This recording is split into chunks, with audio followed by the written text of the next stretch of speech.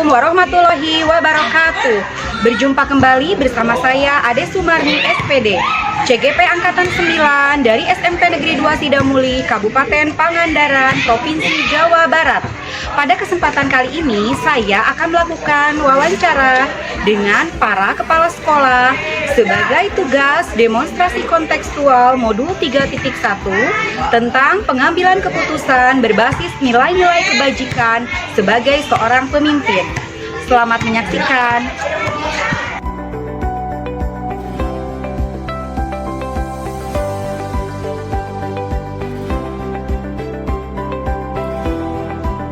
Assalamualaikum warahmatullahi wabarakatuh. Waalaikumsalam warahmatullahi wabarakatuh. Selamat siang, Pak. Selamat siang, Bu Ade. Bapak sehat, Pak? Alhamdulillah sehat dan baik-baik saja. Alhamdulillah ya, Pak. Semoga selalu sehat sehingga Bapak bisa menjalankan aktivitas dengan lancar seperti biasanya. Amin, amin. Mohon izin Bapak, mohon izin untuk mewawancarai Bapak terkait tugas saya, tugas CGP Angkatan 9, yaitu saya harus mewawancarai Bapak mengenai pengambilan sebuah keputusan dari sebuah permasalahan yang berbasis dengan nilai-nilai kebajikan dalam menyelesaikan sebuah problematika yang Bapak hadapi di sekolah tempat Bapak bertugas. Baik Bapak, untuk pertanyaan nomor 1 mungkin Pak terkait dengan identifikasi ya Pak, identifikasi dari kasus atau permasalahan dilema etika. Nah selama ini Pak, bagaimana Bapak dapat mengidentifikasi kasus-kasus yang merupakan dilema etika atau bujukan moral? Terima kasih Bu Ade. Selamat bertugas sebagai CGP. Tentunya harus terus belajar. Salah satunya adalah belajar bagaimana menyelesaikan sebuah masalah yang ada di sekolah tempat kita bertugas. Nah, yang pertama Ibu tanyakan bagaimana cara mengidentifikasi dilema etika. Yang saya lakukan adalah kebetulan saya belum lama pindah ke sekolah ini. Yang saya lakukan adalah melihat, mensurvei berbagai hal yang ada di sekolah ini, baik itu keunggulannya ataupun kekurangannya. Lalu saya melakukan wawancara ke semua komponen sekolah ini, mulai unsur Wakasek, unsur PKS sebagai bagian dari pimpinan sekolah. Lalu saya wawancara juga dengan guru, dengan anak-anak, dan masyarakat, dalam hal ini orang tua. Nah dari wawancara dan survei itu, saya bisa mengidentifikasi berbagai permasalahan yang ada di sekolah. Apakah itu permasalahan dilema etika atau bukan. Nah, saya mengkelompokkanlah permasalahan-permasalahan itu sesuai dengan karakteristiknya. Nah itu cara-cara saya mengidentifikasi permasalahan yang di dalamnya adalah ada permasalahan dilema etika. Baik Bapak, terima kasih ya Pak atas jawabannya. Luar biasa sekali ya Pak. Jadi selama ini Bapak melihat, mensurvei keunggulan dan kelebihan dari masing-masing permasalahan kasus dilema etika yang Bapak tangani. Baik Bapak, kalau boleh saya tahu contoh permasalahan yang Bapak angkat atau yang Bapak ambil itu apa ya Pak? Ya, permasalahan yang saya temukan berkaitan dengan dilema etika di sini adalah pertama tingkat partisipasi guru dalam kedatangan, kehadiran baik di sekolah ataupun hadir di kelas tepat waktu itu masih rendah. Apalagi kalau guru harus punya kewajiban menyambut datangnya siswa pada saat di pagi hari. Yang kedua, begitu pula tingkat kehadiran siswa tepat waktu, itu masih banyak siswa yang datang terlambat, di kelas terlambat. Apalagi dengan kondisi sekolah kita yang memang lingkungannya kita tidak ada benteng sekelilingnya sehingga anak bisa masuk dari sisi manapun dari sekolah ini.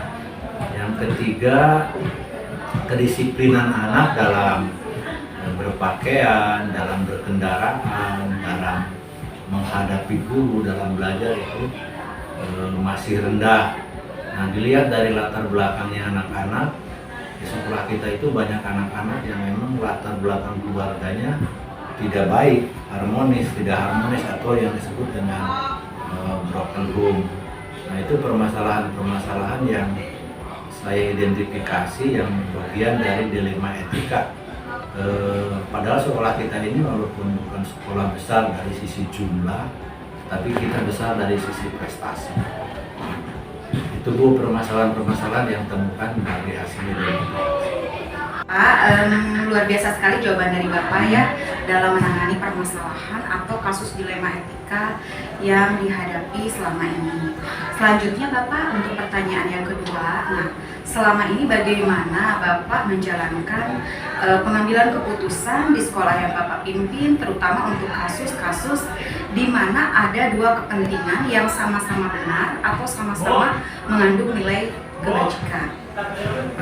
Gini Bu, tentang kedisiplinan anak dalam belajar, salah satunya saya mengidentifikasikan di sini bahwa setiap hari itu tidak kurang dari 10% siswa tidak hadir dengan berbagai latar belakang. Ada latar belakang siswanya memang malas, lalu memang siswanya sering bermain malam sehingga untuk bangun pagi itu sulit.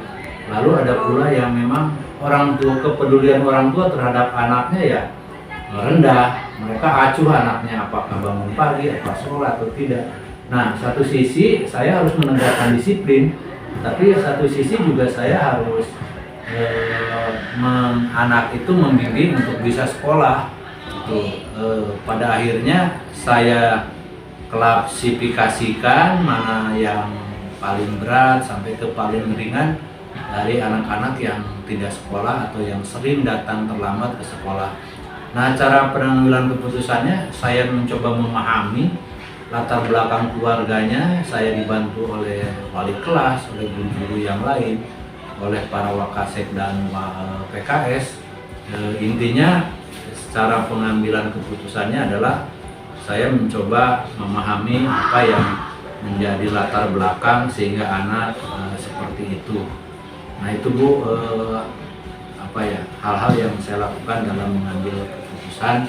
Intinya saya pelajari betul-betul latar belakang anak, latar belakang terjadinya mereka seperti itu. Baik, terima kasih ya Pak atas jawabannya. Sungguh sangat bijaksana sekali ya Bapak dalam menganalisis sebuah permasalahan atau kasus dilema etika, sehingga Bapak di sini dari inti solusi atau pengambilan keputusannya Bapak tadi menyatakan bahwa berusaha untuk memahami, mempelajari latar belakang anak, bagaimana situasi dan kondisi keberadaan keluarganya atau orang tuanya, begitu ya Pak? Ya, betul. Baik, selanjutnya untuk pertanyaan yang ketiga Pak, langkah-langkah atau prosedur apa saja atau seperti apa yang biasa Bapak lakukan selama ini? Prosedur yang saya lakukan, saya ambil contoh tentang kehadiran anak di sekolah yang merupakan menurut saya ini adalah masalah besar karena tingkat ketidakhadirannya selalu 10% lebih dari setiap harinya. Saya lalu membuat peta anak-anak mana saja yang atau siapa saja yang melakukan itu atau yang bermasalah itu, lalu memetakan apa permasalahan masing-masing anak ini, dikelompokkan berdasarkan jenis permasalahannya. Nah, dari situlah saya membuat komitmen dengan guru-guru. Kalau di sekolah ada kesepakatan kelas, maka saya membuat kesepakatan sekolah. Saya menyepakati bahwa guru harus menjadi contoh tentang kehadiran, tentang kedatangan, tentang prosedural izin meninggalkan tugas, lalu membuat SOP tentang menangani anak, sehingga saya dan guru-guru mempunyai irama yang sama, mempunyai cara yang sama dalam menangani anak. Lalu dari situlah saya memberikan tugas, memberikan kewenangan kepada wali kelas terlebih dahulu untuk menangani anak-anak di kelasnya masing-masing.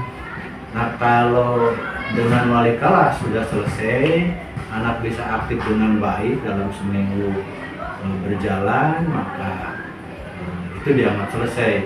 Nanti anak-anak yang belum terselesaikan naiklah ke tingkat yang lebih tinggi sampai langsung ditangani oleh kepala sekolah. Itu Bu prosedur yang saya lakukan. Baik, luar biasa sekali ya Pak, prosedurnya sangat jelas, lengkap dan terperinci ya Pak. Dari mulai membuat peta permasalahan murid sampai dengan Bapak membuat kesepakatan, ada kerjasama atau komunikasi dengan guru-guru khususnya wali kelas. Nah, selanjutnya Bapak untuk pertanyaan saya yang selanjutnya ya Pak, pertanyaan tentang pengambilan keputusan pada kasus dilematika ini. Nah, untuk pertanyaannya, hal-hal apa saja yang selama ini Bapak anggap efektif dalam pengambilan keputusan pada kasus dilema etika tersebut? Yang dilakukan dalam menyelesaikan masalah yang efektif adalah melibatkan semua komponen sekolah sesuai dengan fungsi dan perannya, termasuk juga melibatkan orang tua. Yang paling efektif lagi adalah bagaimana kita memperlakukan anak yang bermasalah, karena kita mengambil sampel permasalahan yang adalah anak, disebut dilema etika. Secara aturan mereka sudah terlalu banyak tidak sekolah, maka sebenarnya harus sudah dikeluarkan kan, tetapi mengingat masa depannya anak, kasihan juga dan sayang kalau harus dikeluarkan. Nah, yang paling efektif adalah menyentuh rasanya mereka. Kita masuk ke ranah mereka, ke bagian hidup mereka. Dari permasalahan yang ada, mungkin banyak anak yang di sekolah kita itu banyak anak yang orang tuanya bekerja di luar negeri atau di daerah lain. Dia tinggal dengan orang lain, dengan nenek, dengan saudara dari ibu dan ayahnya, atau malah dengan orang lain, dan malah ada yang tinggal sendiri. Nah, dari situlah kita harus memahami anak kita, bagian hidup dari anak. Kita harus jadi solusi bagi anak. Kita respect terhadap anak. Anak punya teman untuk curhat, punya orang tua untuk berbagi. Itu sangat efektif membuat mereka merasa terenyuh. Saya banyak diakui oleh anak sebagai bapak pengganti, karena bapaknya tidak ada di sekitar mereka. Itu pendekatan yang efektif adalah pendekatan personal. Kita menjadi bagian hidup dari anak mereka, dari mereka, dan kita jadi solusi bagi mereka. Itu Bu Ade tentang efektivitasnya. Ya, luar biasa sekali ya Pak. Jadi Bapak dalam pengambilan keputusan yang efektif itu, pertama Bapak ada kedekatan atau melibatkan hubungan atau komunikasi dengan orang tua ya. Karena memang banyak sekali anak yang tidak tinggal dengan orang tuanya, ada juga mungkin yang tinggal sendiri. Bukan di sini saya mengapresiasi sekali Bapak berperan sebagai seorang bapak bagi anak-anak di sekolah ini ya. Karena banyak anak yang memang tidak mendapatkan kasih sayang atau bahkan tinggal sendiri tanpa kedua orang tuanya. Jadi yang Bapak lakukan di sini adalah intinya pendekatan personal ya. Bagus sekali ya Pak, luar biasa sekali, sangat menyentuh hati nurani saya ya. Selanjutnya Pak, untuk pertanyaan berikutnya yaitu mengenai tantangan Pak. Tentu saja kalau kita menghadapi sebuah permasalahan atau kasus atau problematika pasti ada tantangannya. Nah, hal-hal apa saja yang selama ini merupakan tantangan dalam pengambilan keputusan pada kasus-kasus dilema etika? Baik Bu, tantangan terbesar adalah dari internal sekolah. Saya harus menegakkan disiplin, tapi saya juga harus bermain perasaan terhadap anak dalam mengambil keputusan. Jadi itulah dilemanya. Guru-guru menganggap bahwa anak ini sudah tidak layak untuk bersekolah, anak ini layak untuk dikeluarkan karena sering tidak hadir dan sebagainya, sering tidak sekolah dan sebagainya, atau melakukan pelanggaran-pelanggaran berat. Nah, saya selalu dituntut atau dipermasalahkan oleh rekan-rekan guru. Kenapa saya pilih kasih? Kenapa saya tidak menegakkan disiplin? Nah, itu yang terberat. Yang kedua, yang berat itu adalah partisipasi orang tua. dalam menyelesaikan masalah anak, kasus-kasus yang terjadi orang tua selalu merasa sudah benar, sudah mendidik dengan baik gitu. Tapi ternyata masih banyak anak-anak yang kelakuannya tidak sesuai dengan etika yang ada di sekolah, etika di masyarakat. Itu tantangan terberatnya adalah tuntutan guru dalam menegakkan disiplin dan partisipasi orang tua untuk menyelesaikan masalah. Itu Adek.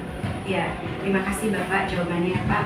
Memang tugas kita itu ya, tugas seorang guru itu yang paling prioritas itu adalah mendidik. Mendidik di sini tak semudah memutarbalikkan telapak tangan. Jadi proses memanusiakan manusia. Memang dia adalah manusia, tapi pada intinya apakah kita sudah mampu menjadikan peserta didik itu sebagai pribadi yang berbudi pekerti luhur atau berakhlakul karimah. Di sini mungkin guru juga harus berperan sebagai uswatun hasanah atau suri teladan atau contoh yang baik untuk murid-muridnya sesuai dengan filosofi ajaran Dewa Ta'ala. Jadi guru di depan harus bisa memberikan teladan atau contoh yang baik. Jadi di sini mungkin tuntutan guru ya dalam menegakkan disiplin dan partisipasi orang tua ya Pak tantangannya. Baik, terima kasih Pak atas jawabannya. Selanjutnya Pak untuk pertanyaan berikutnya.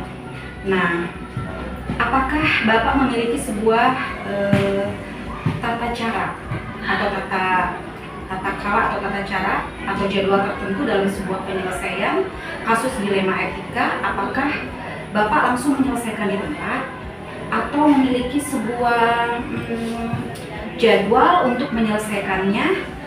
Bentuk atau prosedur seperti apa yang Bapak jalankan, Pak? Baik Bu Ade, jadwal tertentu saya punya dan tidak terjadwal pun saya lakukan. Siswa kita hanya 297, kurang dari 300. Bagi saya itu bukan siswa yang banyak. Saya bisa menanganinya dengan lebih mudah dibanding sekolah-sekolah lama saya yang memang siswanya hampir 1000.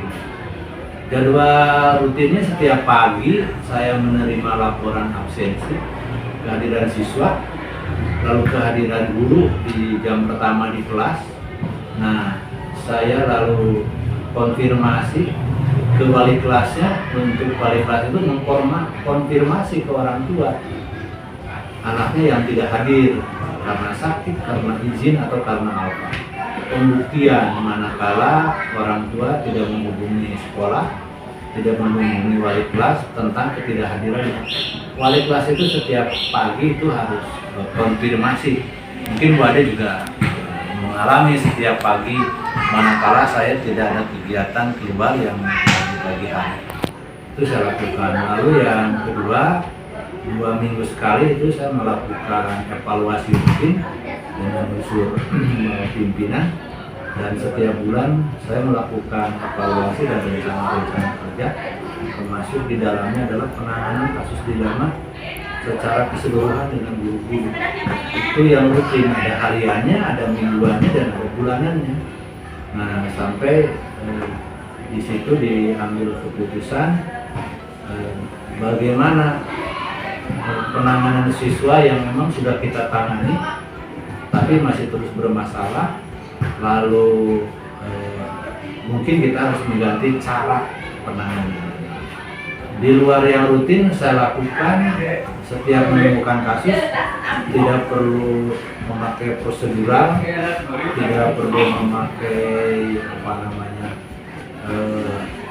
cara-cara yang harus melibatkan orang banyak. Saya langsung menanganinya sendiri atau dibantu oleh wali kelas. Secara langsung ada masalah segera selesaikan, ada kasus segera selesaikan. Itu Bu yang saya lakukan tentang jadwal penanganan saya. Luar biasa ya Pak, Bapak sangat penuh dedikasi sekali ya dalam menjalankan kepemimpinan Bapak, dan patut dijadikan inspirasi untuk para guru-guru yang Bapak pimpin, untuk para bawahan Bapak ya. Jadi tiap hari Bapak menerima laporan kehadiran siswa di setiap paginya, dan untuk jadwalnya, dalam jadwal pun selain di luar jadwal pun Bapak melakukan pengecekan terhadap permasalahan atau kasus dilema etika yang terjadi pada siswa. Contohnya misalkan kehadiran ya Pak ya. Kemudian Bapak juga tadi melakukan evaluasi, kemudian kasus dilema etika dengan guru-guru ya, baik harian ya untuk jadwalnya itu mingguan maupun bulanan bentuk evaluasinya, begitu ya Pak? Ya, terima kasih Pak. Untuk pertanyaan selanjutnya ya Pak, di sini adakah seseorang atau faktor-faktor apa yang selama ini mempermudah atau membantu Bapak dalam pengambilan keputusan Pak dalam kasus atau permasalahan dilema etika yang Bapak hadapi atau tentang orang atau tim yang membantu saya satu sekolah ini, dari guru, karyawan, TU dan sebagainya, ini sebuah tim termasuk juga penjaga. Lalu orang per orang yang saya libatkan itu tergantung permasalahannya seperti apa. Lalu siapa yang bermasalahnya, apakah itu harus melibatkan wali kelas secara langsung atau melibatkan orang tertentu yang saya minta bantuan atau saya perintahkan untuk menyelesaikan masalah karena dipandang orang tersebut cocok dengan permasalahan dan anak yang bermasalah, karena anak punya kedekatan dengan guru-guru tertentu, tidak saja dengan wali kelas, mungkin dia kedekatan di bidang ekstrakurikuler, kedekatan secara domisili, dan itu secara langsung sangat membantu saya.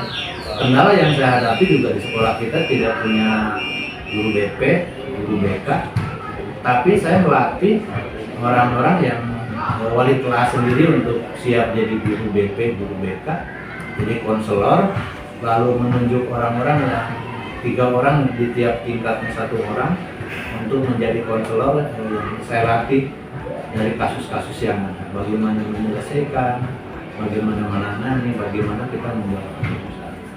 Itu Bu yang orang-orang atau teman-teman yang membantu secara pribadi ataupun secara tim. Baik, ya terima kasih Pak atas jawabannya ya Pak. Jadi di sini orang-orang yang memberikan mempermudah atau membantu Bapak dalam mengambil keputusan atas kasus-kasus atau permasalahan yang Bapak hadapi ya, menyangkut permasalahan atau kasus dilema etika. Tentu saja Bapak tidak hanya melibatkan hanya 1 orang, tetapi lebih daripada 1 orang ya. Jadi Bapak jalin kolaborasi atau kerjasama ya dengan TU, penjaga, bahkan dengan guru. Nah, dengan strategi Bapak di sini menunjuk 3 orang guru atau tidak hanya guru, orang yang bisa dipercaya yang memiliki kedekatan dengan murid-murid di sini ya. Dan bagaimana orang atau guru tersebut menangani, membantu menyelesaikan permasalahan atas kasus dilema etika yang pada murid. Nah, Bapak juga sangat inspiratif sekali ya. Ini bisa dijadikan pedoman juga untuk guru yang berperan sebagai wali kelas ya, atau guru-guru yang lain yang berperan sebagai guru bidang. Dalam hal ini Bapak memberikan sebuah tuntunan ya, pedoman untuk kita bahwa kita harus memiliki kedekatan dengan anak ya, kedekatan emosi. Dalam hal ini memang tidak setiap guru atau tidak setiap anak atau murid dekat dengan guru tertentu. Pasti anak itu dekat dengan guru tertentu itu dilihat dari karena kedekatan tempat tinggal ya, fisiografi alam berarti, atau mungkin karena kedekatan karena guru tersebut memegang ekstrakurikuler tertentu. Misalnya ekstrakurikuler di sini kan banyak ya, jadi anak-anak pasti kedekatan secara emosionalnya itu bisa dekat dengan guru-guru yang memegang ekskul yang anak tersebut ikut terlibat di dalamnya.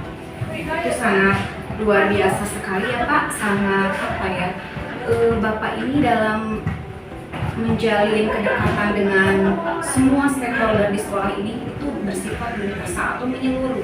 Jadi tidak ada dengan penjaga guru dekat, dengan TU dekat, dengan semua guru dekat ya. Luar biasa sekali. Nah selanjutnya Pak, ini pertanyaan berikutnya ya Pak. Ini bisa jadi pertanyaan yang terakhir ya Pak. Nah dari semua hal yang telah Bapak sampaikan ya, atau dari semua hal yang telah disampaikan, pembelajaran apa ya Pak yang dapat Bapak petik atau pengalaman Bapak apa dalam mengambil keputusan dilema etika. Jadi selama ini begini Bu Ade, dilema etika dulu kala kita adalah pemegang aturan yang selalu saklek dengan aturan tanpa mempertimbangkan latar belakang apa terjadinya sebuah dilema itu. Nah, dengan mempelajari lebih seksama, lebih itu bahwa hikmah yang saya peroleh atau ilmu yang saya peroleh dari pengalaman-pengalaman ini bahwa setiap manusia itu unik. Setiap manusia itu punya permasalahannya dan setiap permasalahan itu ada penyelesaiannya. Dengan pendekatan secara pribadi, baik kepada guru adalah bagian dari hidup saya sebagai kepala sekolah, sebagai pimpinan di sini. Saya mempelajari betul, menyelami betul latar belakang mereka di keluarganya, dengan keluarganya, kebiasaan-kebiasaan hidupnya, permasalahan hidupnya. Saya selalu ingin menjadi solusi dari kehidupan mereka. Begitu pula di anak, dan yang hikmah yang terbesarnya adalah bahwa kita harus maju bersama ya, dan kita harus bahagia bersama. Itu yang saya peroleh, bahwa semakin kita dekat ke orang, semakin kita memahami orang, maka akan kita merasakan kemanfaatan kita untuk orang lain dan kemanfaatan orang lain untuk kita. Kita berbagi dalam hal kebaikan.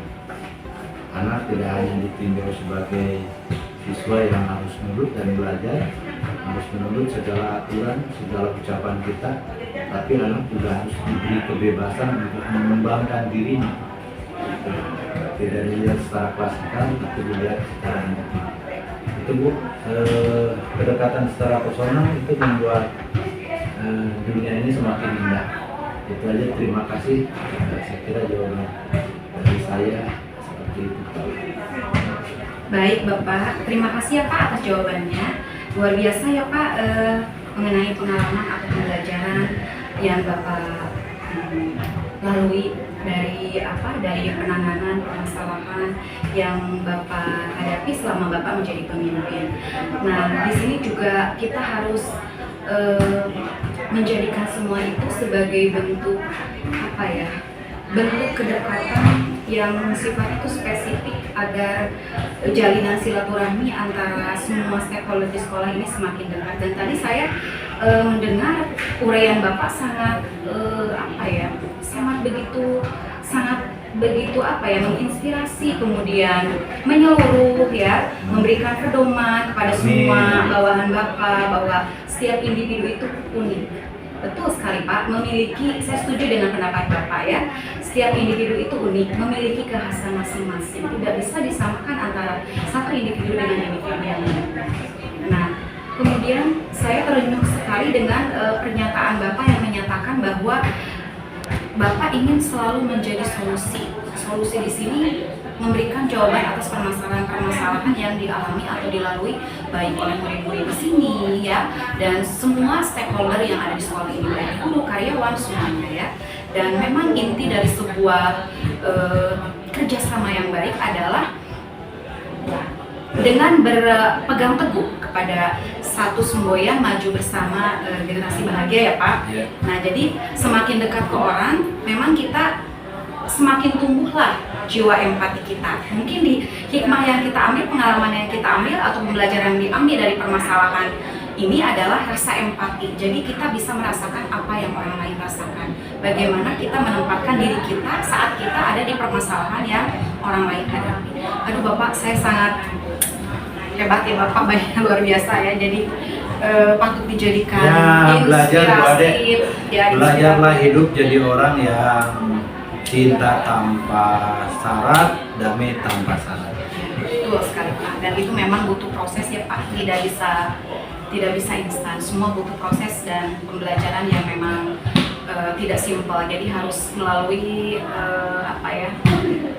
pasti banyak hambatan, tantangan, ancaman, dan gangguan yang Bapak hadapi pastinya dalam hidup ini. Tapi semuanya Bapak bisa menangani dengan sebuah sikap yang bijaksana, dengan kebijaksanaan. Pak. Karena memang dalam sebuah pengambilan keputusan memang kita harus bagaimana menghasilkan keputusan yang bijaksana, berpihak pada murid dan konsekuensi dari tanggung jawab atas keputusan yang kita ambil ya Pak. Luar biasa ya Pak. Bapak terima kasih ya Pak atas waktunya. Saya mohon maaf saya mengganggu ya Pak ya. Ini jawaban Bapak luar biasa sekali, menginspirasi saya dan mudah-mudahan ini bisa menjadi motivasi sekaligus bisa menjadi dedikasi saya di dunia pendidikan, khususnya di dunia pembelajaran di SMP Negeri 2 Sidamuli. Terima kasih Pak. Assalamualaikum warahmatullahi wabarakatuh. Waalaikumsalam. Semoga Bapak sehat selalu. Amin amin Pak. Assalamualaikum warahmatullahi wabarakatuh. Selamat siang Ibu.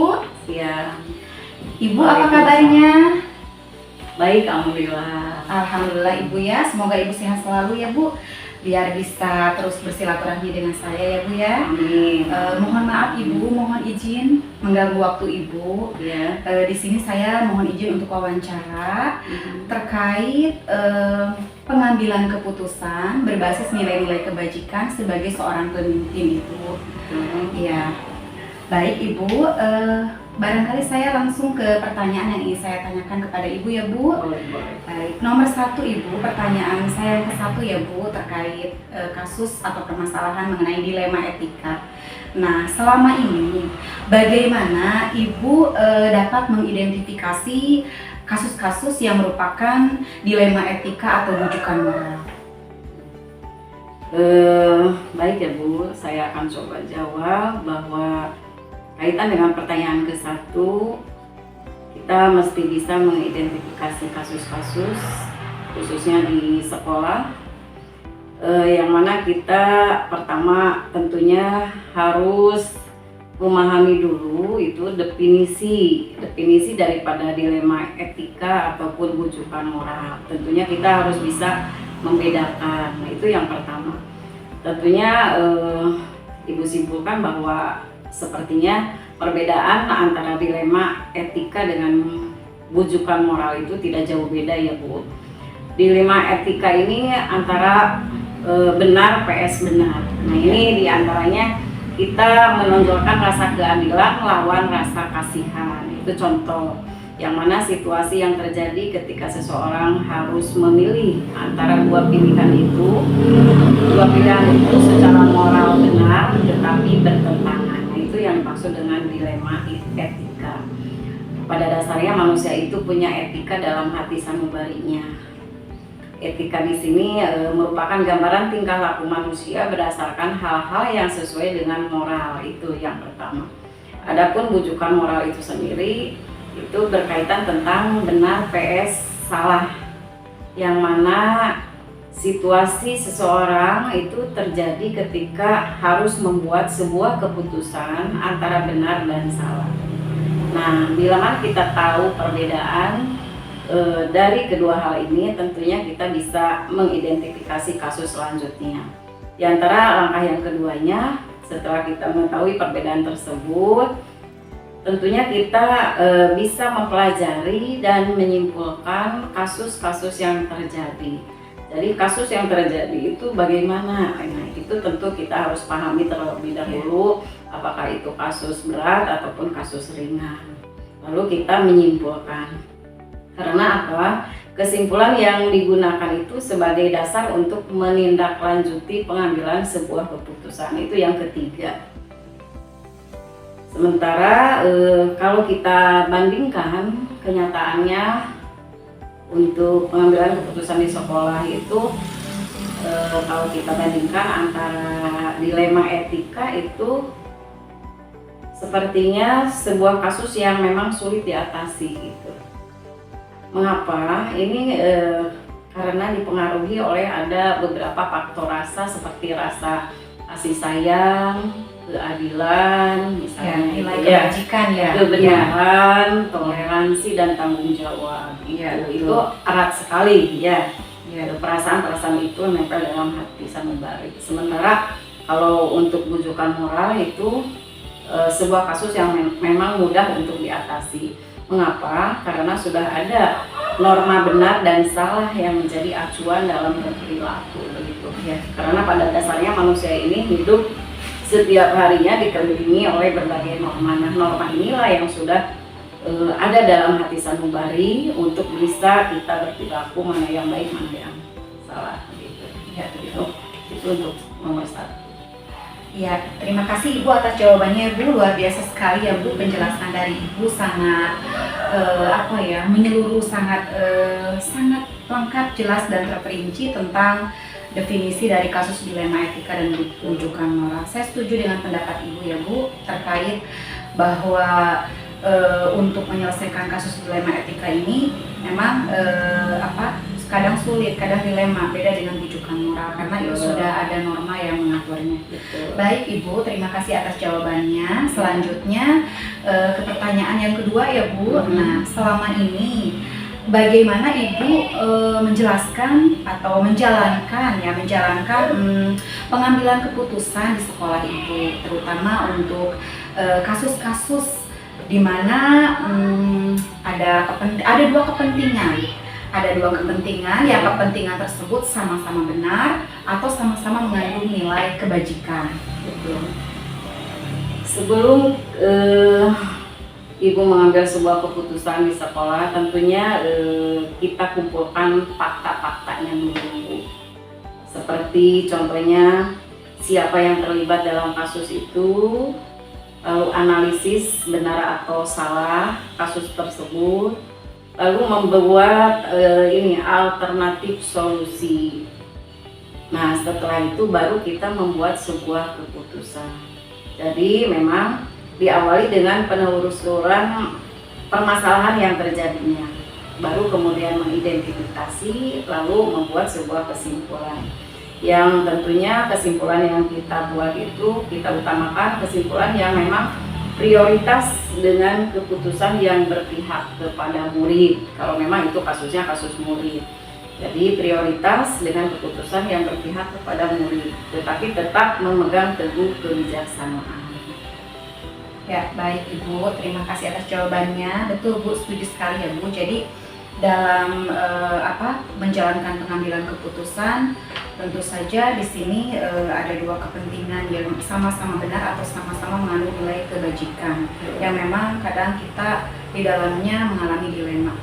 Ya, memang langkah-langkah yang bagus sekali ya Bu, sangat menginspirasi ya kami para guru. Ibu sebagai seorang pemimpin luar biasa ya, sudah sangat amanah gitu, memberikan langkah-langkah yang sangat antusias, yaitu ada mengumpulkan fakta-fakta ya Bu, kemudian analisis masalah, alternatif solusi, membuat keputusan, menelusuri permasalahan yang terjadi, mengidentifikasi dan kemudian baru membuat keputusan. Jika memang masalahnya yang dibahas permasalahan murid, keputusan tersebut tentu saja konsekuensinya, tanggung jawabnya harus berpihak kepada murid. Ya Ibu, terima kasih atas jawabannya Bu, saya setuju sekali dengan pendapat Ibu. Selanjutnya Bu, untuk pertanyaan yang ketiga ya Bu, nah langkah-langkah atau prosedur seperti apa yang bisa Ibu lakukan selama ini? Langkah-langkah yang biasa diambil sebelum kita membuat sebuah keputusan, tentunya yang pertama kita adakan dulu itu kolaborasi, pertemuan atau musyawarah bersama dengan orang-orang yang berkepentingan. Contoh di SMP, karena di SMP itu kan ada kesiswaan, ya jelas kasus yang menimpa pada siswa itu yang tahu persis karakteristik siswa itu adalah kesiswaan. Ya, terus guru BP, andai kata guru PP tidak ada, tentunya wali kelas yang bertanggung jawab. Kita sharing di sana, kita kumpulkan orang-orang itu. Selain itu juga misalnya Wakasek ataupun Humas, karena Humas ini kan kaitan dengan lingkungan wilayah sekolah itu sendiri. Dia bertanggung jawab persis apa-apa yang terjadi di lingkungan sekolah tersebut.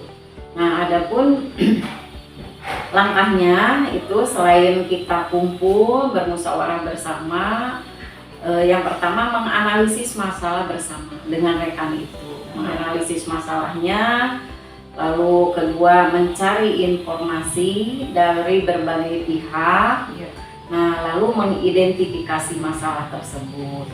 Nah, setelah fakta-fakta itu terkumpul secara relevan, nah disitulah berjalan kita musyawarah bersama, memutuskan apa yang menjadi solusi dan alternatif apa yang akan kita lakukan. Nah, barulah langkah yang keempatnya membuat sebuah keputusan. Setelah itu baru nanti refleksi.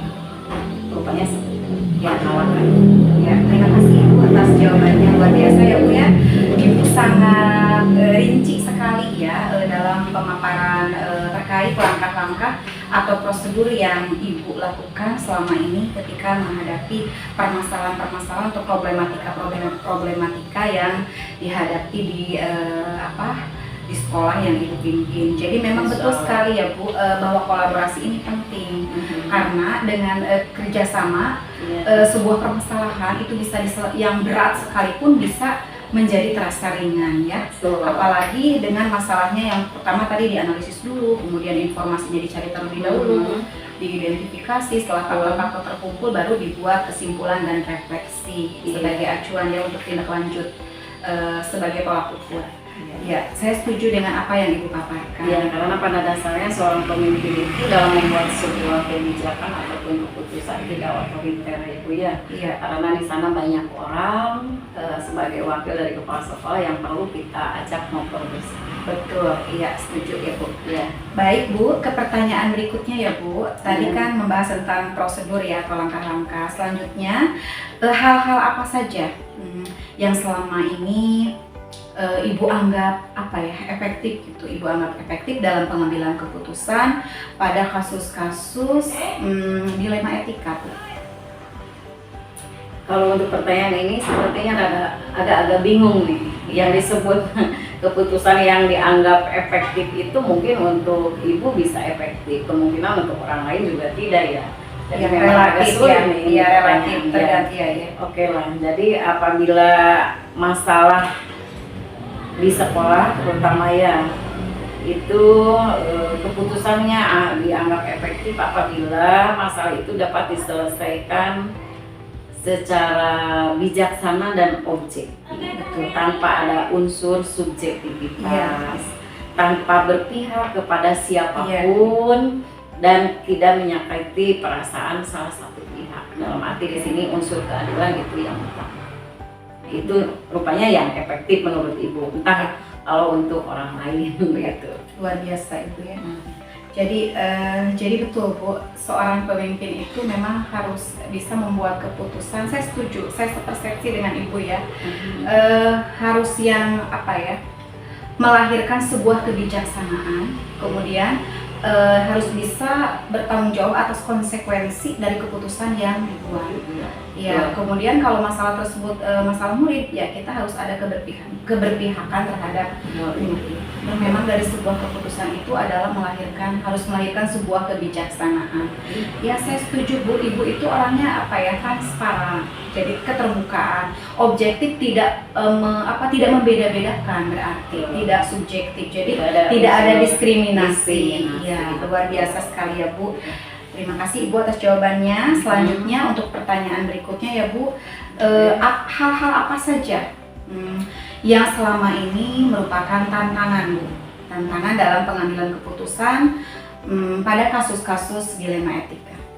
Tantangan ya. Ya, tantangannya. Kalau ditanyakan tantangan juga ini memang ada beberapa tantangan yang memang harus dijiwai oleh seorang pemimpin.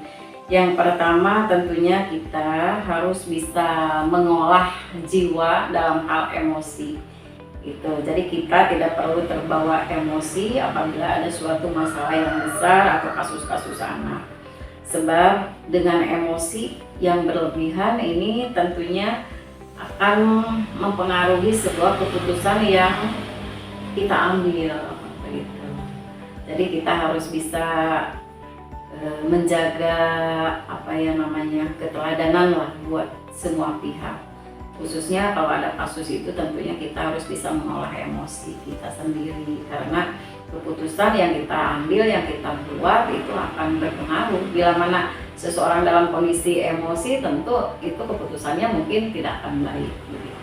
Itu yang pertama. Yang keduanya terkadang kurang memuaskan kurang memuaskan untuk semua pihak, sebagian pihak.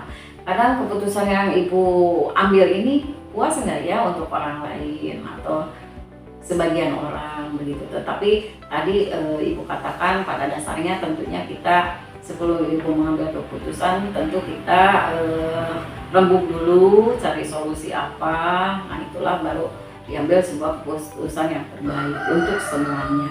Tapi kadang-kadang dalam hati kecil kadang suka berpikir apakah yang saya putuskan itu benar-benar adil untuk orang ya, atau puas untuk orang lain atau gimana. Kadang itu timbul lagi ke dalam diri ibu sendiri. Tetapi untuk obatnya mungkin tentunya ibu selaku seorang pemimpin bisa memberikan pengertian ataupun pemahaman begitu ya, pengawasan ataupun pembinaan lah kepada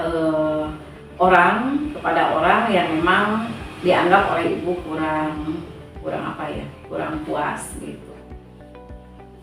Ya, baik Ibu.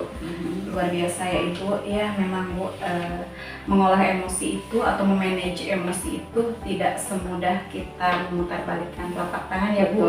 Butuh proses dan kita harus siap untuk menghadapi, harus humble, harus tangguh untuk menghadapi segala hambatan, tantangan, ancaman dan gangguan, baik itu dari internal maupun dari eksternal ya.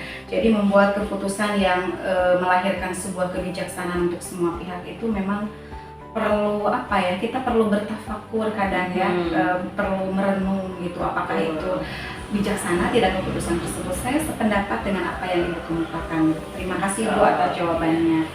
Selanjutnya ya, untuk pertanyaan selanjutnya yaitu tadi merupakan tantangan. Kemudian di sini saya ingin menanyakan mengenai apakah Ibu memiliki sebuah tata cara atau tata cara atau jadwal tertentu dalam sebuah penyelesaian ya, dalam sebuah penyelesaian kasus dilema etika, yaitu misalnya apakah ibu langsung menyelesaikan di tempat atau memiliki sebuah jadwal ya untuk menyelesaikannya ya, bentuk atau prosedur seperti apa yang ibu jalankan?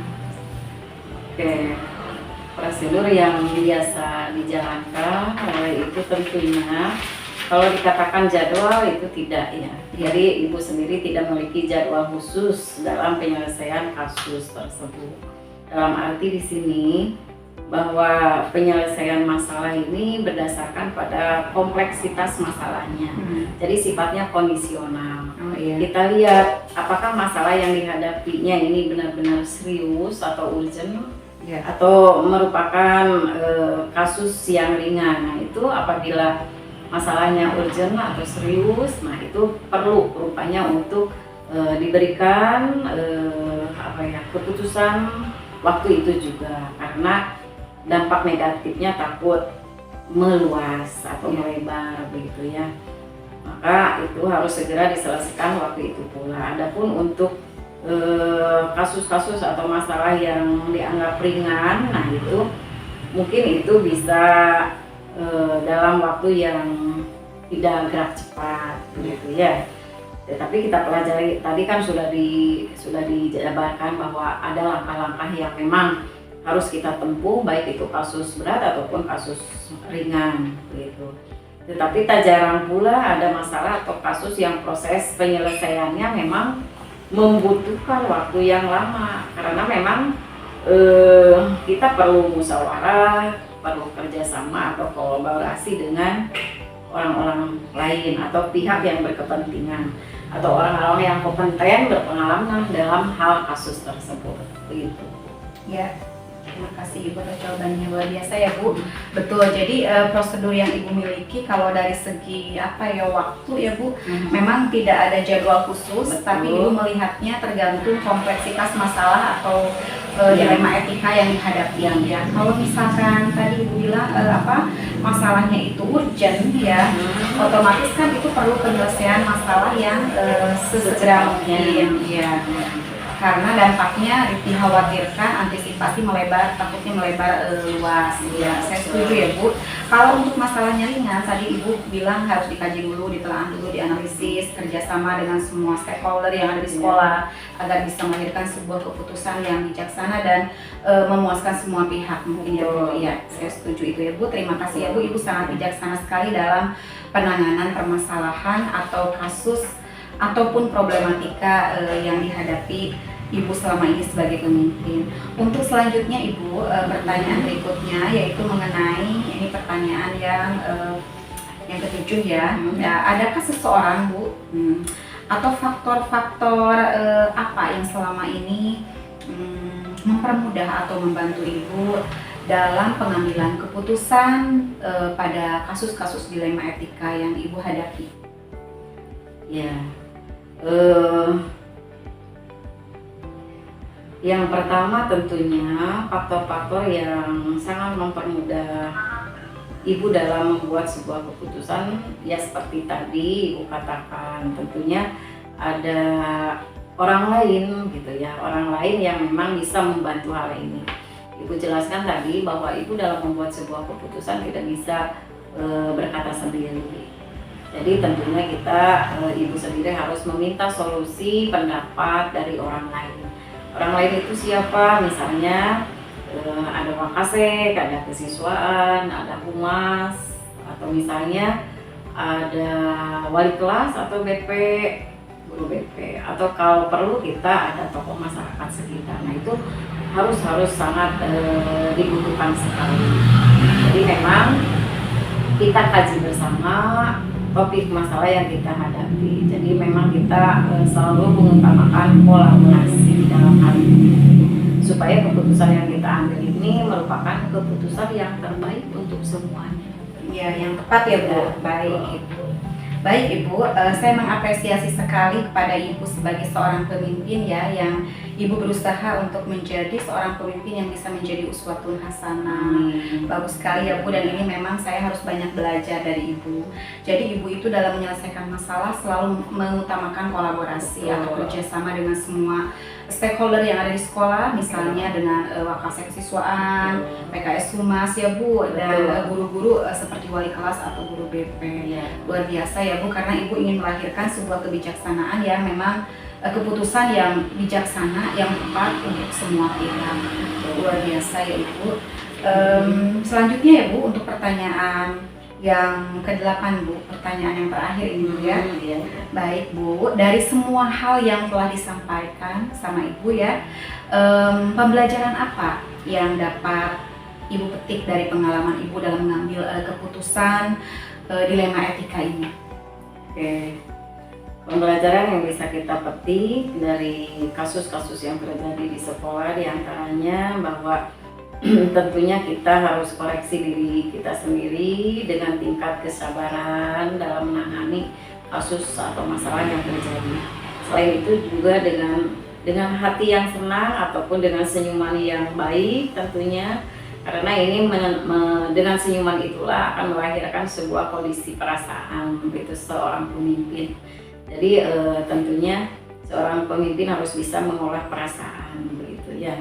Itu yang pertama. Yang keduanya, dalam mengambil sebuah keputusan tadi dikatakan penting rasanya untuk mengutamakan kolaborasi atau kerjasama. Jadi kita tingkatkan kerjasama di instansi atau di sekolah tersebut. Yang ketiga, bahwa proses pengambilan keputusan dari kasus yang satu ke kasus yang lain misalnya secara kontinu, nah itu bisa dijadikan acuan bagi kasus selanjutnya atau menjadikan dasar atau pengalaman untuk menentukan keputusan berikutnya. Jadi sebagai pembelajaran lah dari kasus-kasus yang terjadi sebelumnya. Lalu yang keempat mungkin ini adanya bahwa kita seorang pemimpin harus bisa mengambil keputusan yang terbaik tentunya dengan sikap yang penuh tanggung jawab begitu. Jadi keputusan yang kita keluarkan harus bisa, konsekuensinya kita harus tanggung jawab apa yang akan terjadi begitu. Tentunya keputusan yang memiliki nilai kebaikan, nilai positif bagi murid ibu itu sendiri berkaitan dengan profil pelajar Pancasila. Ya, baik Ibu, terima kasih atas jawabannya. Betul sekali Bu, bahwa dengan senyuman ya Bu, hari yang gelap itu bisa menjadi terang Bu ya, karena senyuman itu adalah ibadah. Dan ada sebuah hadis yang mengatakan ya Bu, tabasumuka biwaji ahika sodako. Jadi senyummu di hadapan saudaramu adalah sedekah. Ya luar biasa ya Ibu ya, ada nilai religinya juga berarti nih yang bisa dipetik dari setiap permasalahan yang ibu hadapi ya. Betul. Jadi kita harus menghadapi permasalahan itu dengan senyuman, dengan hati yang lapang. Kemudian seorang pemimpin juga memang harus bisa mampu mengolah rasa, memanage emosi, ya harus sabar dan mengutamakan tadi kerjasama atau kolaborasi ya. Kemudian saya juga sefikroh, sependapat, sepemahaman atau setuju lah dengan pendapat Ibu yang menyatakan bahwa kita itu harus mampu mengambil hikmah atau manfaat atau sebagai pembelajaran dari setiap permasalahan yang kita hadapi ya, agar bisa menjadikan tolak ukur atau pedoman atau fondasi untuk kita menghadapi permasalahan atau kasus-kasus berikutnya. Luar biasa sekali Ibu ya, jawaban dari Ibu sangat lengkap, jelas dan terperinci dan memberikan manfaat untuk saya sebagai guru ya Bu, khususnya ya di dalam pembelajaran dan secara universal ini sangat bermanfaat sekali untuk dunia pendidikan ya. Sehingga sebagai seorang guru memang saya harus banyak belajar bagaimana mempertanggungjawabkan ilmu yang kita pelajari, yang kita dapatkan secara penuh akuntabel ya. Terima kasih Ibu atas waktunya. Sama-sama. Telah bersedia diwawancara oleh saya ya Bu ya. Semoga Ibu selalu sehat, selalu dan panjang umur. Amin. Assalamualaikum warahmatullahi wabarakatuh Ibu. Terima kasih. Waalaikumsalam warahmatullahi wabarakatuh. Assalamualaikum warahmatullahi wabarakatuh. Selamat sore Bapak. Mohon maaf ya Pak, mohon izin mengganggu waktu Bapak. Saya di sini mau meminta Bapak untuk bersedia untuk diwawancara terkait pengambilan keputusan berbasis nilai-nilai kebajikan sebagai seorang pemimpin. Baik Bapak, selanjutnya saya akan langsung ke pertanyaan yang pertama ya Pak.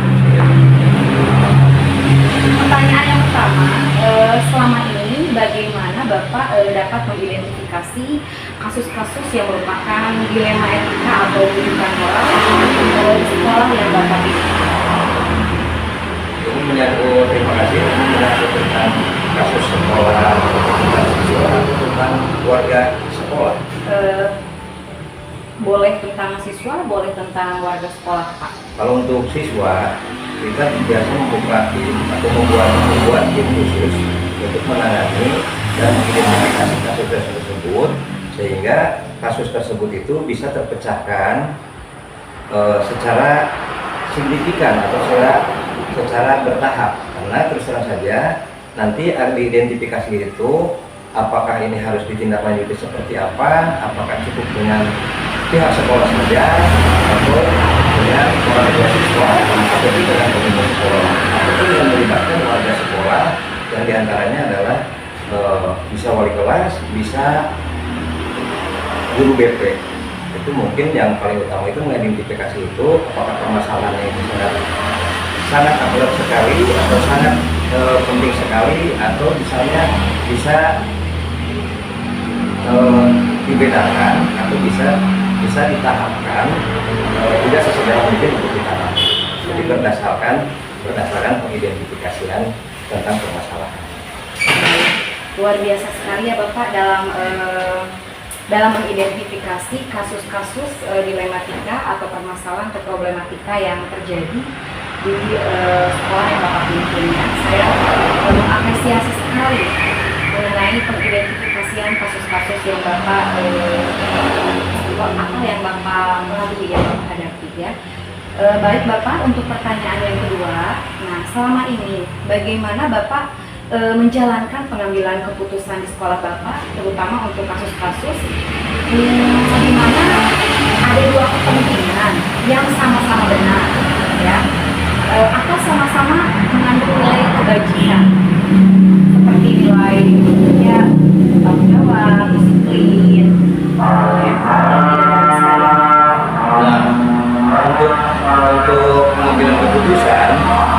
tidak sembarangan dan tidak otoriter. Nah, terus terang saja kita dari awalnya itu membuat tim khusus, ya membuat tim khusus dari mulai PSKA, membuat tim itu yang melibatkan warga sekolah dengan luar sekolah, diantaranya orang tua siswa dan komite, sehingga pengambilan itu bukan atas dasar keputusan sendiri, tetapi pengambilan itu atas dasar keputusan bersama yang kita sudah bangun dengan tahapan-tahapan atau aturan-aturan yang telah disepakati di sekolah dengan warga sekolah, juga warga lingkungan sekolah, diantaranya itu orang tua siswa dan komite.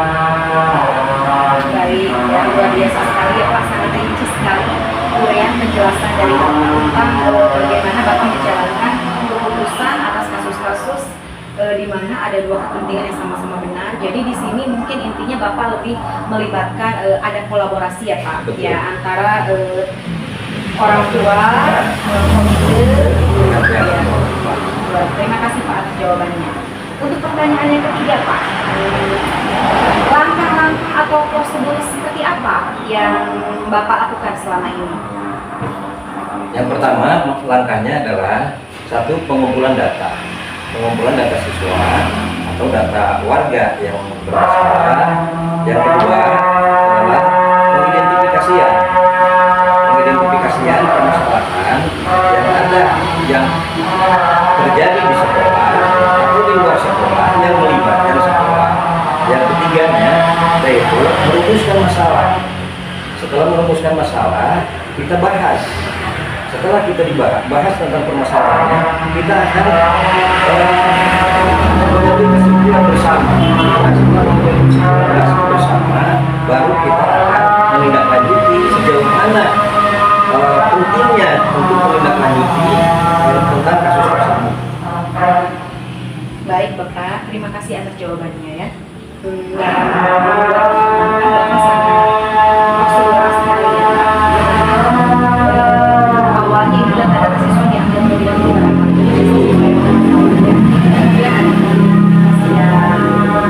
baru ditaati Bapak membuat kesimpulan atas Baik Bapak, untuk pertanyaan yang selanjutnya yaitu hal apa saja yang selama ini Bapak anggap efektif dalam pengumpulan keputusan pada kasus dilema etika tersebut? Yang pertama itu adalah saling percaya antar warga yang sudah disepakati bersama dari orang tua siswa, dari komite sekolah, dari guru, juga dari karyawan yang ada, juga bisa melibatkan siswa diantaranya untuk pendewasaan anak, untuk berwawasan luas bahwa ketika ada permasalahan kita tidak cepat tanggap bersifat positif, tetapi kita harus juga mengidentifikasi karena positif dan negatifnya, sehingga tidak memunculkan dua yang negatif, makanya penyelesaian itu harus di sekolah terlebih dahulu.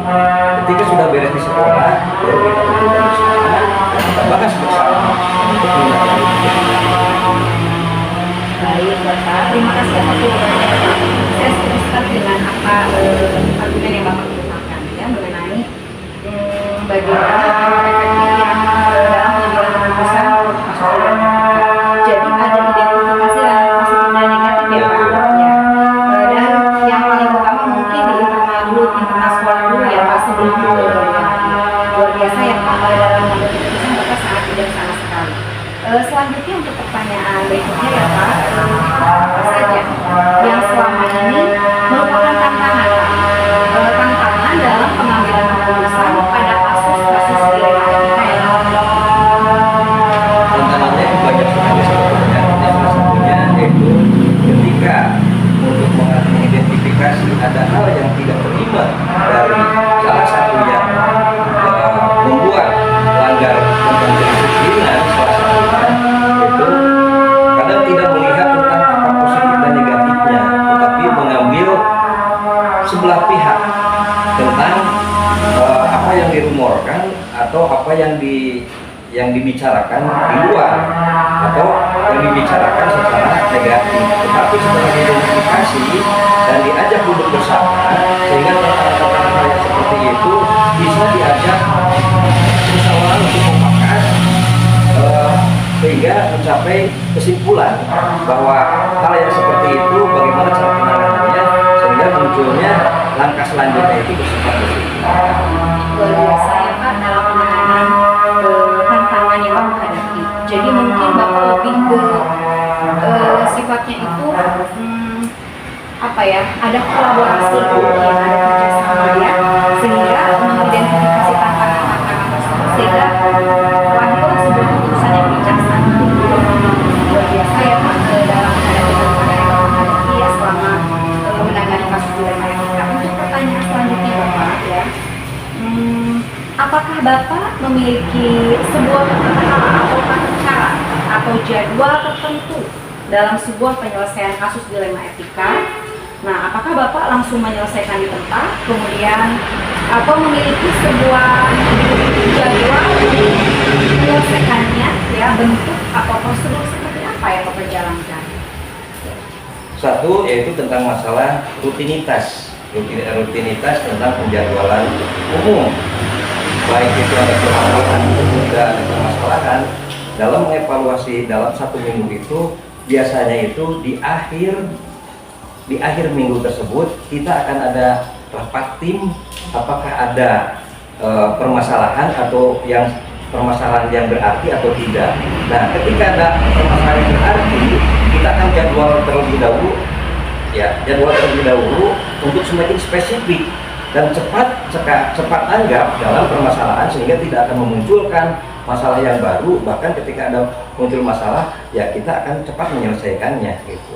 Apalagi kalau misalnya melibatkan luar sekolah gitu, itu akan bekerja sama karena kami juga sudah mengadakan MOU dengan berbagai pihak, sekolah sudah mengadakan MOU dengan berbagai pihak, sehingga siapa yang perlu dilibatkan atau tidak dalam salah satu permasalahan etika tersebut. Baik Bapak, luar biasa ya Pak. Penjelasan Bapak ini sifatnya secara universal, secara kafah, secara spesifik juga ada. Saya harus banyak belajar nih dari Bapak ya. Jadi ada penjadwalan umum ya Pak. Setiap minggu itu di akhir minggu ada rapat tim. Evaluasi. Ya, luar biasa, bagus sekali ya Pak. Jadi ada MOU juga dengan berbagai pihak. Luar biasa ya. Luar biasa sekali ya Pak penyelesaian atau penjadwalan dalam penanganan kasus-kasus dilema etika yang Bapak hadapi. Nah selanjutnya, adakah seseorang atau faktor-faktor yang selama ini mempermudah Bapak dalam pengambilan keputusan pada kasus-kasus dilema etika yang Bapak hadapi? Terima kasih, ya itu jelas ada, karena kita awalnya itu di setiap tahun ajaran kita akan membuat jadwal, yang kedua membuat tim, SK tim, yang ketiganya itu adalah mengadakan setiap tahunnya itu merevisi MOU kerjasama dengan pihak luar, misalnya dengan pihak kepolisian, pihak kesehatan, pihak yang lain yang bisa menunjang tentang kedisiplinan di siswa, kedisiplinan di sekolah, juga tentang keamanan dan kenyamanan di sekolah. Nah itu yang paling utama, sehingga ketika ada permasalahan dan masalah yang ada di sekolah itu kita bisa menyelesaikannya. Apakah ini kita akan membedakan apakah ini cukup dengan di sekolah atau ini harus melibatkan pihak luar untuk menyelesaikannya. Kita juga harus mengidentifikasi dulu, terus memilah-milah tentang permasalahannya. Cukup di luar saja atau di dalam saja atau harus di luar di dalam. Sehingga untuk program yang seperti ini bagi kami tidak terlalu sulit, yaitu dengan adanya kerjasama yang baik dari luar yang tadi diizinkan dengan yang di dalam, juga ada SK tim untuk penanganan tersebut, penanganan tentang permasalahan. Baik Bapak, terima kasih atas jawabannya ya Pak. Jadi ada membuat jadwal, kemudian ada kerjasama baik dengan pihak internal sekolah maupun dengan eksternal. Betul. Membuat MOU dengan pihak kesehatan agar semua siswa atau murid itu semua sehat ya Pak. Ada juga dengan kepolisian ya, agar keamanan kenyamanan siswa dalam pembelajaran itu kondusif ya Pak. Ya, luar biasa sekali ya Pak. Saya mengapresiasi sekali kepada Bapak selaku pemimpin yang memang bijaksana. Kemudian apa ya, terperinci. Jadi apa ya, penting dalam mengambil setiap kebijakan. Selanjutnya Bapak, pertanyaan yang terakhir Pak. Dari semua hal yang telah disampaikan, pembelajaran apa yang Bapak petik dari pengalaman Bapak dalam mengambil keputusan pada kasus dilema etika ini? Ya, pembelajarannya kita akan semakin dewasa, kita akan semakin sabar, kita akan semakin kuat, juga bisa melihat sisi mana yang lebih penting, sisi mana yang lebih dibelakangkan. Karena terus terang saja tentang kasus-kasus tersebut, kasus-kasus yang memang setiap hari itu atau setiap minggu, setiap bulan itu yang itu akan ada. Tetapi karenanya apakah kita akan membiarkan atau tidak, sehingga dalam pembelajaran untuk mendewasakan pengambilan kesimpulan atau mengambil keputusan itu sangat, dengan catatan itu kita harus bisa memilah, bisa sabar, juga bisa mengambil keputusan yang tidak berpihak kepada manapun, dan semuanya harus melindungi praduga tak bersalah, sehingga akan memunculkan dengan menggunakan ajas tak bersalah dan musyawarah untuk mufakat, sehingga hasil akhir itu yakin bukan atas nama pribadi tetapi atas nama semua warga baik luar maupun dalam, akan menghasilkan kesimpulan yang sangat membahagiakan atau menyenangkan semua orang, semua pihak. Baik Bapak, terima kasih atas jawabannya Bapak ya. Jadi pembelajaran yang bisa diambil dari permasalahan-permasalahan dilema etika yang Bapak hadapi adalah bahwa kita itu akan semakin dewasa ya Pak, semakin tangguh, semakin kuat, sabar, kemudian memprioritaskan mana nih dulu yang lebih penting ya dari setiap permasalahan, karena kita dari setiap permasalahan itu kita bisa mengambil pembelajaran ya Pak. Kemudian Bapak sangat mengutamakan sekali musyawarah untuk mufakat dan dengan tujuan ini menghasilkan sebuah keputusan dari permasalahan yang Bapak selesaikan yang berpihak pada suatu. Terima kasih Bapak.